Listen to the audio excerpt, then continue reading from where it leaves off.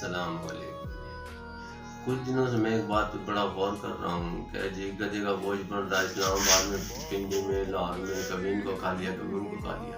کیا ہے یہ؟ کیا حرام ہے یہ؟ اگر حرام ہے تو آپ مجھے تھوڑی سی ایک بات بتاؤ کہ حرام ہم حلال کہاں سے کھا رہے ہیں؟ رشوت ہم لے رہے ہیں، 2 نمبری ہم کر رہے ہیں، ہر چیز میں ملاوٹ کر رہے ہیں۔ حالانکہ ہمارے رسول پاک صلی اللہ علیہ وسلم نے فرمایا کہ اگر آپ جو ملاوٹ کرے گا، جو ناپ تول میں کم کرے گا، وہ ہم میں سے نہیں۔ اس کا مطلب کیا ہے؟ وہ مسلمان ہی نہیں۔ یہ رسول پاک صلی اللہ علیہ وسلم نے واضح فرمایا کہ یہ ہم میں سے ہے ہی نہیں۔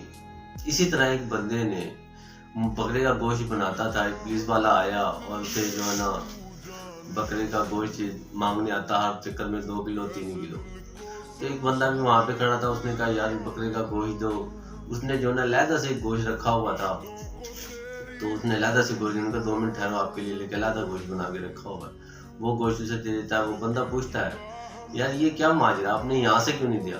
اس نے کہا اس نے پیسے دینے نہیں، اس لیے میں نے کتا ذبح کر کے وہ اس کو کھلایا۔ حرام کیا ہے یہ؟ وہ اب حرام کھا رہے ہیں، یہ رشوت لے کے حرام کھا رہے ہیں، کوئی ملاوٹ کر کے حرام کھا رہے ہیں، کوئی کچھ کر کے کھا رہے ہیں۔ مجھے یہ نہیں سمجھ آ رہی بھی حلال کا طریقہ تو کوئی بتائے، ہمارے مولانا صاحب ہیں جو بھی ہیں، کچھ ہمیں طریقہ تو سمجھائے نا بھی حلال کیسے کھایا جاتا ہے۔